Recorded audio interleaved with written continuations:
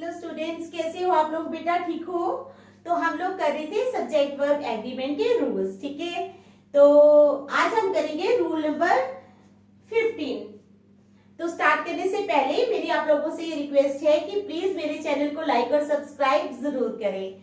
आज हम 15 और 16 रूल कर लेंगे, ठीक है, फिर नेक्स्ट कल करेंगे। तो चलो स्टार्ट करते हैं।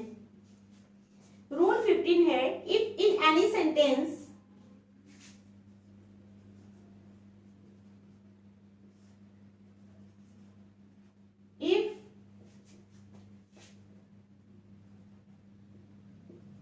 in any sentence, if in any sentence all or some is used with, all or some is used with, all or some is used with countable noun, with countable noun, then plural verb is used in that sentence. Then plural verb is used in that sentence. But if uncountable noun is used, but if uncountable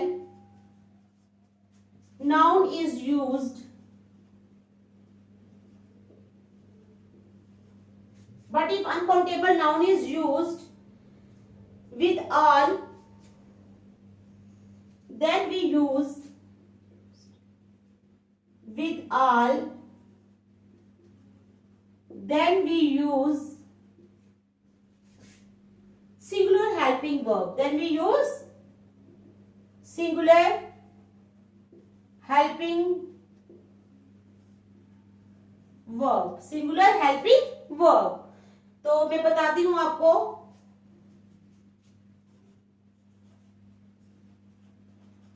all, some,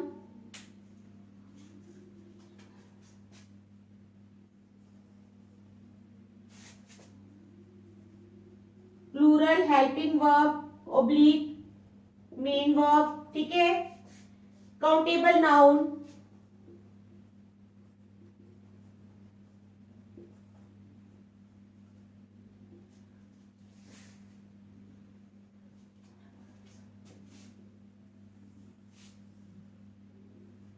singular helping verb, oblique main verb, uncountable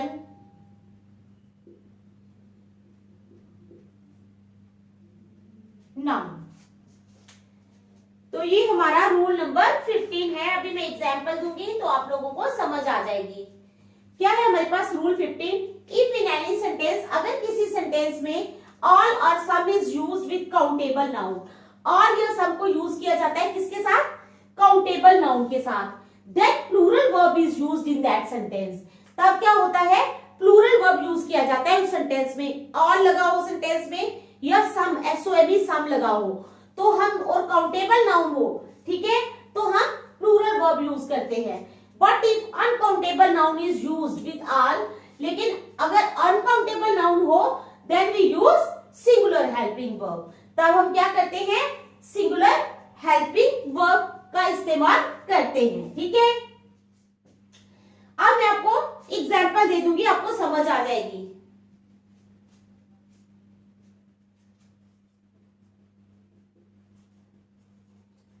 All the boys has been selected।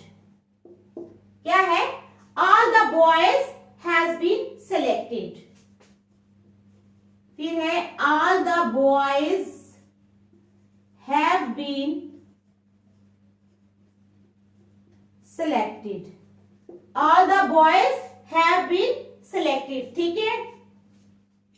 अब देखो दोनों में क्या है? Are लगा हुआ है, मैंने बताया ना, ऑल, ऑल लगा हुआ है। बॉयज क्या है, दोनों के साथ काउंटेबल नाउन है। क्या है, काउंटेबल नाउन।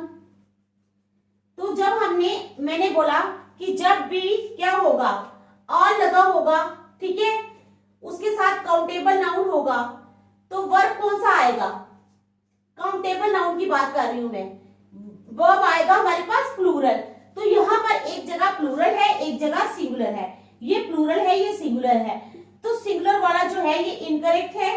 तो ये जो प्लूरल है, हैव लगा हुआ है, ये वाला सेंटेंस हमारा करेक्ट है। आ गई रूल नंबर 16 की समझ, 15 की, ठीक है।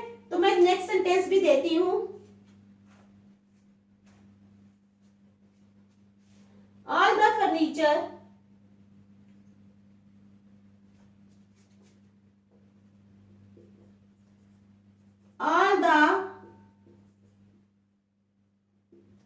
furniture were sent to the market, were sent to the market। फिर आ जाओ, all the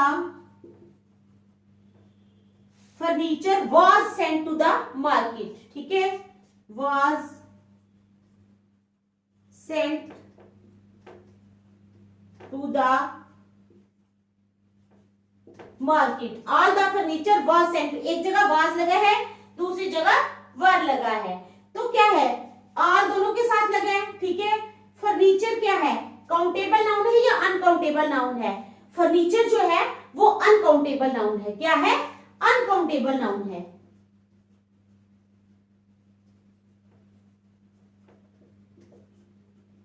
अनकाउंटेबल नाउन है, तो इसके साथ वर्ब जो है वो कौन सा यूज होगा? अनकाउंटेबल नाउन के साथ कौन सा वर्ब यूज होता है? सिंगुलर। कौन सा यूज होता है? सिंगुलर। तो क्या आएगा, ये वाला जो है वाज करेक्ट होगा, ये वर्ब वाला गलत हो जाएगा। तो ये हमारा करेक्ट हो जाएगा। देख लो आप अच्छी तरह, आपको समझ आई है या नहीं, ठीक है। क्योंकि हमें सिंगुलर हेल्पिंग वर्ब चाहिए। तो ये था हमारा रूल नंबर 15, ठीक है। गॉट इट, समझ आ गई रूल नंबर 15। अब हम करेंगे रूल नंबर 16।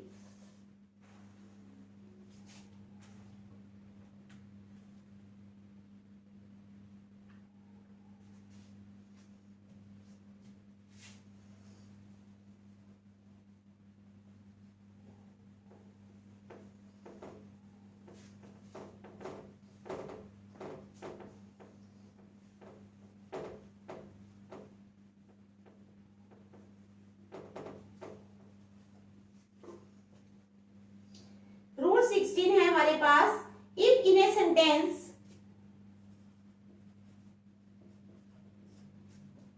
रूल 16 क्या है, if in A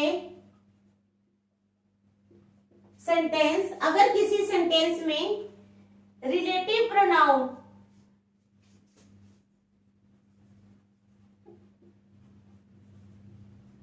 if in a sentence relative pronoun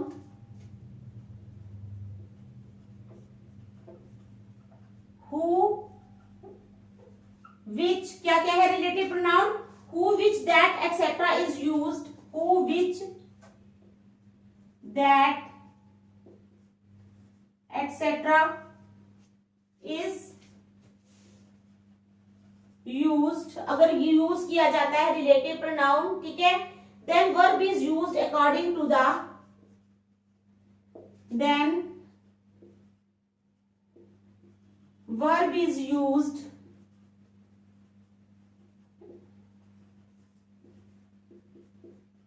according to the, verb किसके अनुसार यूज किया जाता है? एंटीसीडेंट,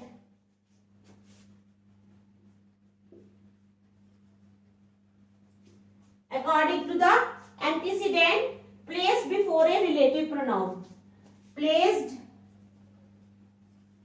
before a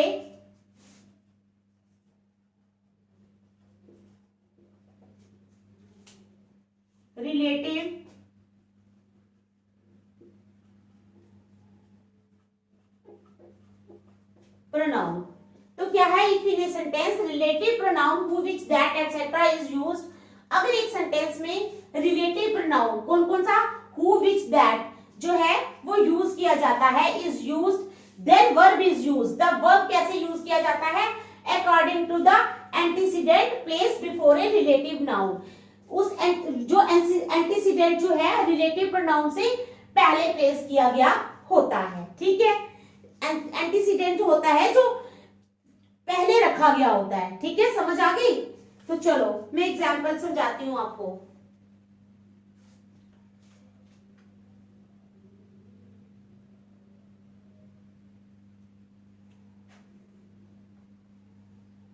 अब it is they,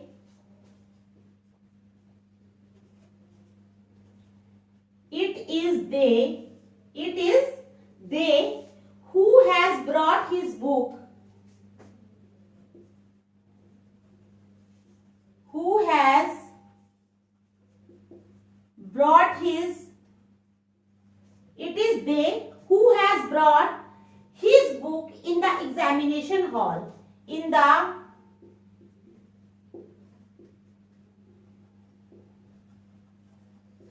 examination hall।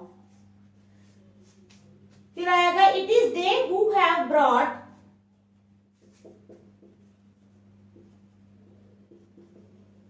It is they who have brought. अब क्या है, it is they who have brought their books in the examination hall, their books in the, कहां पर, examination hall. तो अब कौन सा सेंटेंस, ये दो सेंटेंसेस मैंने लिखे हैं, ठीक है। क्या है, एक है it is they who has brought his book in the examination hall, दूसरा है it is they who have brought their books in the examination hall. तो क्या है, दे जो है ये हमारे पास एंटीसीडेंट है,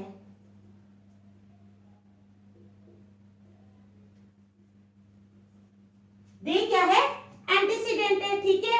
हैव क्या है, प्लूरल हेल्पिंग वर्ब है,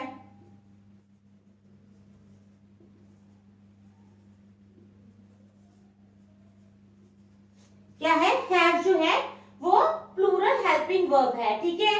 और देयर जो है ये प्लूरल एडजेक्टिव है।